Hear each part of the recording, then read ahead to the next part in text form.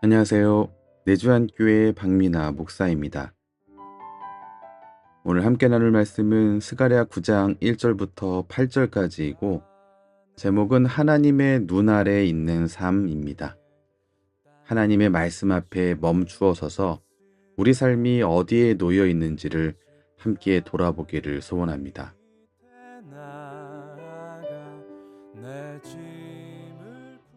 하나님 말씀이 이스라엘 주변 나라들에게 선포되었습니다.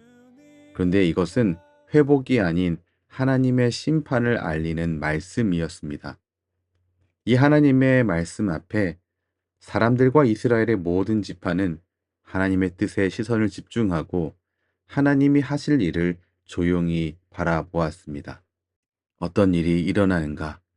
하나님의 눈 밖으로 벗어나 버린 아람과 두로와 시돈, 블레셋은 망하고 말 것입니다.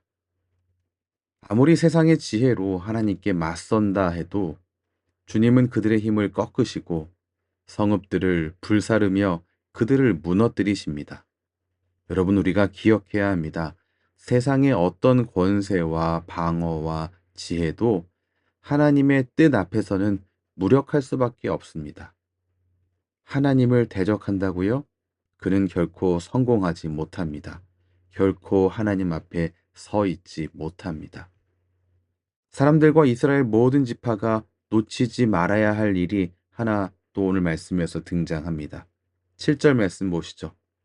그의 입에서 그의 피를 그의 입 사이에서 그 가증한 것을 제거하리니 그들도 남아서 우리 하나님께로 돌아와서 유다의 한 지도자같이 되겠고 에글로는 여보수 사람같이 되리라. 하나님께서 블레셋의 남은 자를 구원하시겠다라고 하는 말씀입니다. 그들을 구원하셔서 유다 백성과 한 가족처럼 살아가게 하시겠다고 약속하셨습니다. 이것은 한때 이방인이었지만 후에 예루살렘에 동화되어 살아간 여부수 족속을 떠올리게 합니다. 하나님은 가증하다라고 여기신 블레셋 주민조차도 언약 백성으로 부르십니다. 여러분, 그렇기 때문에 우리가 쉽게 정죄하고 배척하는 이들, 그들을 향하여서 우리가 놓치지 말아야 할 게 있습니다. 그들 중에도 하나님께서 부르신 남은 자들이 있을 수 있다는 사실입니다. 그럼에도 불구하고 가장 안전하고 온전한 곳은 하나님의 눈 아래 있을 때입니다. 오늘 8절 말씀 보시죠.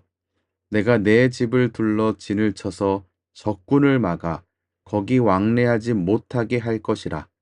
포악한 자가 다시는 그 지경으로 지나가지 못하리니 이는 내가 눈으로 친히 봄이니라. 그렇습니다. 결국 우리가 누릴 수 있는 가장 큰 안전, 성도가 누릴 수 있는 가장 큰 안전은 하나님의 눈 아래에 있는 것입니다.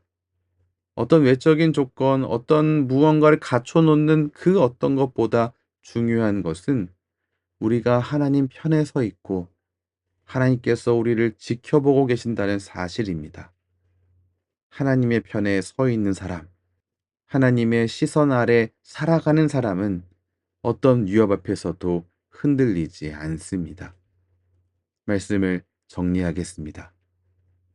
하나님의 말씀은 심판을 선언하셨습니다. 하지만 그 심판 중에도 은혜가 여전히 흐르고 있습니다. 하나님은 무너뜨리시되 남은 자를 통해 다시 세우십니다. 그리고 그 모든 과정 속에서 하나님의 눈은 자신의 백성을 향해 쉬지 않고 머물러 있음을 놓치지 마시기 바랍니다. 오늘도 하나님의 시선 아래에 있는 자로, 하나님의 편에 서 있는 자로 살아가시는 하나님의 자녀가 다 되시기 바랍니다. 기도하겠습니다. 하나님 아버지, 오늘도 주의 말씀 앞에 우리를 세워주시니 감사합니다. 주의 심판은 두렵지만 그 심판 가운데서도 은혜가 결코 멈추지 않음을 놓치지 않게 하시고 하나님의 눈 아래 사는 자로 살아가게 하여 주옵소서. 우리가 하나님의 편에 서 있고 주님의 시선 아래 거할 때 참된 안전과 평안을 누림을 놓치지 않게 하여 주시옵소서.